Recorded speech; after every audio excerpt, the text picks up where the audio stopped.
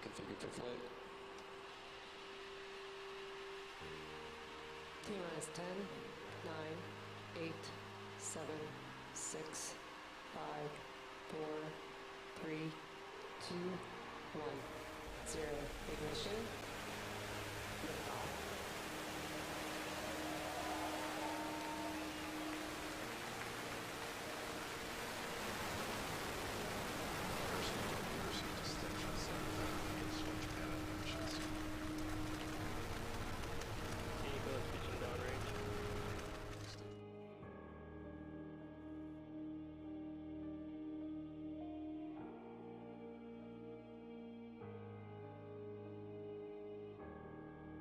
Vehicle is supersonic.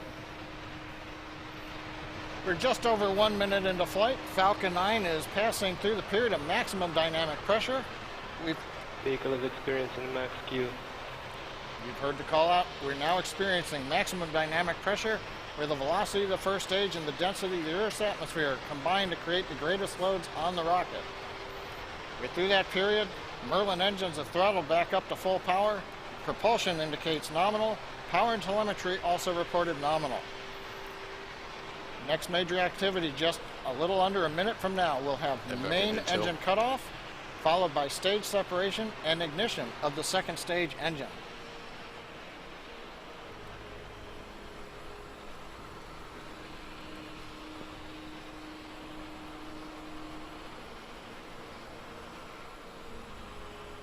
T plus 2 minutes into flight. We've got about another half a minute left in the first stage burn.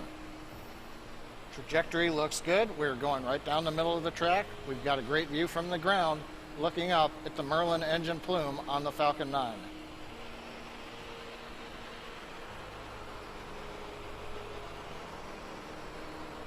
Main engine cutoff of the 9 Merlin engines in about 10 seconds.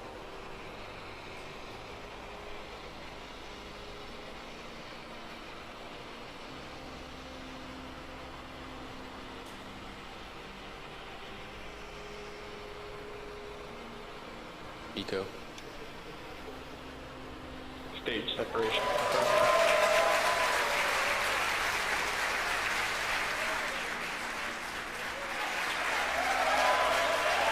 Good recognition. Coming up on 3 minutes into flight, you hear the applause here from SpaceX headquarters in Hawthorne, California. We've had a good first stage shutdown, a stage separation, and a good ignition of the upper stage engine. Right after ignition, you may have seen a couple of pieces of metal coming off the nozzle. That's normal. Those are stiffeners that go around the bottom of the nozzle for use in transporting on the ground. They fall off as we go into flight. Next event coming up in about 10 seconds, we're going to wait and watch for fairing separation.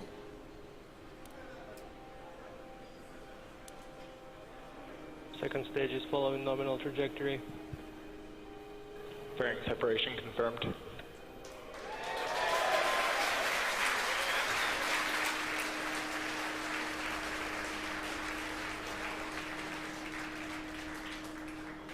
Again, the applause. You saw a good payload fairing separation. The fairing separating into the two halves and falling away. We're coming up on 4 minutes into flight. GNC reports trajectory is good. Acquisition of signal, Bermuda. Acquisition of signal, Bermuda indicates that the Falcon 9 telemetry is also being acquired by our ground tracking station in Bermuda. Upper stage engine power continues to be constant. Thrust of the Merlin Vacuum D engine is good.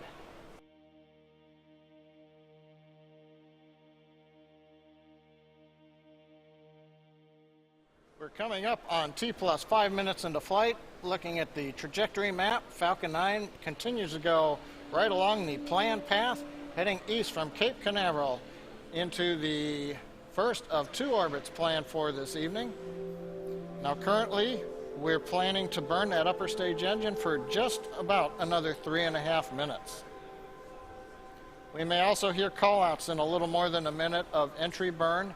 The first stage, as I mentioned, will go through the pre-programmed re-entry and landing sequence, but there's no drone ship stationed out in the stormy Atlantic to be able to catch the first stage.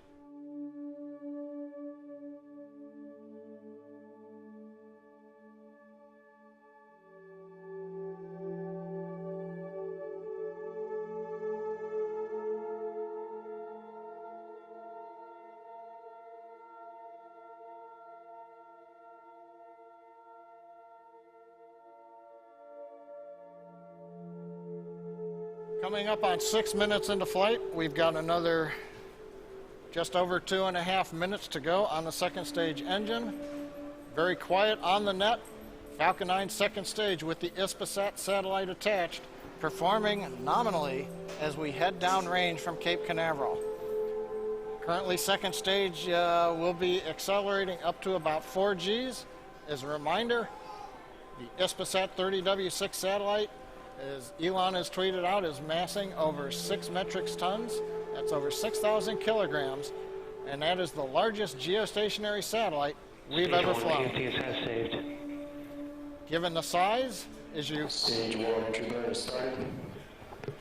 You heard entry burn start in the background here. As I mentioned, going through the pre-programmed sequence. Nominal trajectory.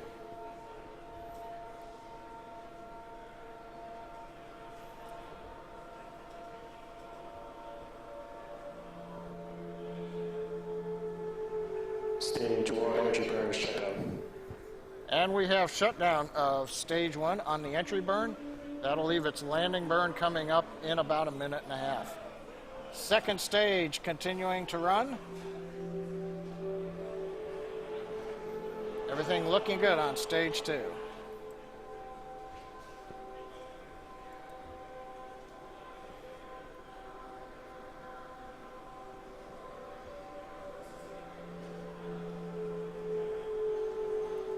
Seven and a half minutes into flight. The glowing nozzle on the upper stage engine, that's expected. Shows the engine's running just like we want it to be. We've got cameras on the back of the second stage giving us these live views. We're about 1 minute away from SECO, second stage engine cutoff number 1. That will leave us in a parking orbit. Once we get engine shut down, we'll wait for the guidance engineer to confirm that we have a good orbit. Vehicle is in terminal guidance.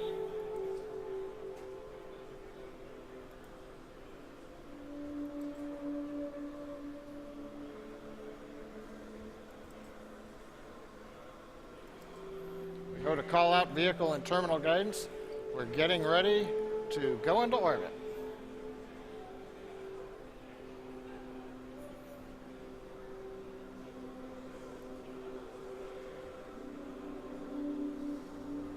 Coming up on 4G's acceleration. ATS has saved. Flight termination system on stage 2 is safed. SECO.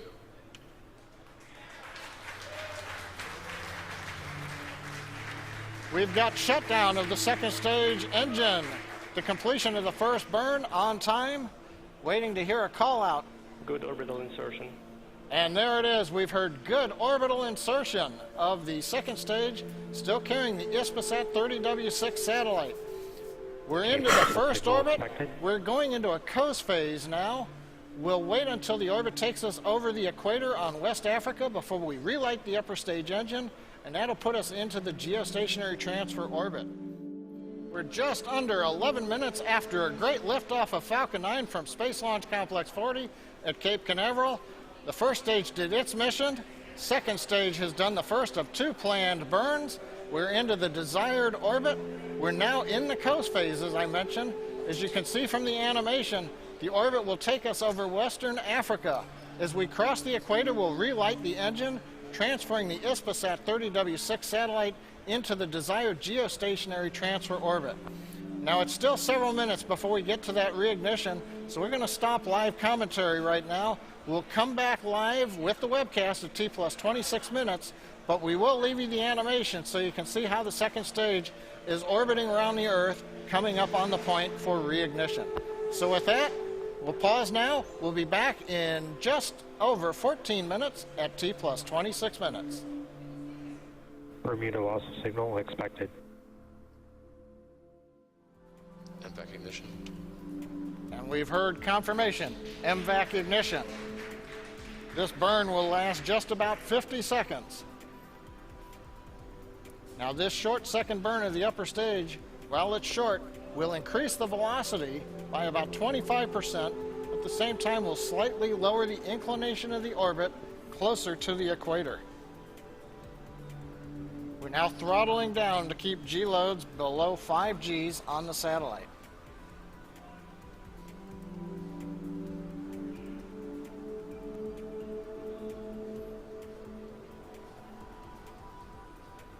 Burn continues to go well. We're coming up on shutdown.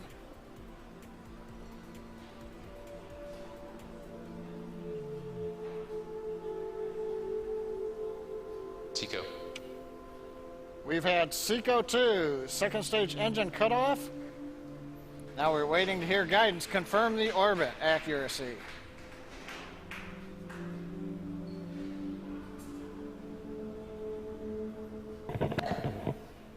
Good payload insertion.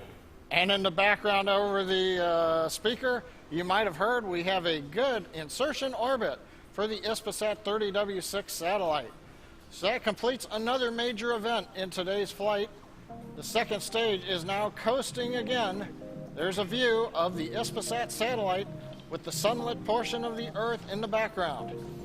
Now we've got several minutes before the actual deployment of the satellite, so we're going to suspend live commentary again. We'll be back in 3.5 minutes at T plus 32 minutes to witness the Ispasat satellite release.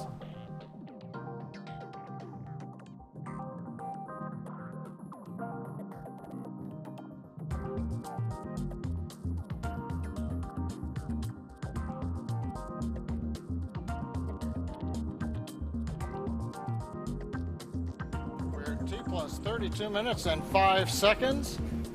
Falcon 9 second stage and satellite are in the desired geostationary transfer orbit. We've actually got a very accurate orbit that we achieved. Next up, we're going to see satellite deployment. In this mode, the flight computer will send redundant commands to open the separation system that holds the satellite to the second stage. Small compressed springs will then push the satellite away from the second stage, and that'll complete deployment. We're expecting that deployment coming up in about 15 seconds. Camera showing alternating views between the nozzle of the second stage engine, the Ispasat 30W6 satellite on top of the second stage payload adapter. Spacecraft separation confirmed. And the cheering from the late night team here in Hawthorne. We have telemetry and video confirmation of the Ispasat 30W6 satellite successfully separated from the Falcon 9. It's been a great mission for Falcon 9, our 50th Falcon 9 flight. Countdown was on time. We launched right at the opening of the window. First stage flight was normal. Second stage went through 2 burns. Both of them gave us good orbit insertion.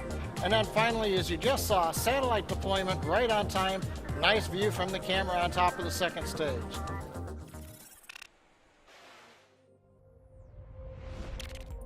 We live in a hyper-connected world, surrounded by information, and with consumer habits that are oriented towards greater freedom of movement and a demand for increased flexibility, reliability, and capacity in communications. We need connectivity of the highest quality wherever and whenever needed, regardless of whether we are located in a remote area or we are moving at high speeds. To respond to this growing demand, Hispasat launches the Hispasat 30W6 satellite. From its orbital position at 30 degrees west, Hispasat 30W6 will replace and expand the capacity of Hispasat 30W4 and thus complete the current phase of the company's growth plan. Hispasat 30W6 has beams that point to the Mediterranean, Europe, Spain, Northeast Africa, and the American continent. And it increases the operator's Ka and Ku band offering, as well as incorporates a new beam in the C-band. With this configuration, Hispasat 30W6 will provide broadband internet access to help bridge the digital gap in North Africa, Latin America, and the Iberian Peninsula. Reinforce the distribution of audio-visual content in Latin America, and provide connectivity in high-speed trains and maritime services in the Caribbean and Mediterranean. Hispasat 30W6 is the fourth satellite of the Hispasat fleet built by Space Systems Loral on its 1300 platform, and it involved the participation of Spanish companies to manufacture components and develop the ground segment.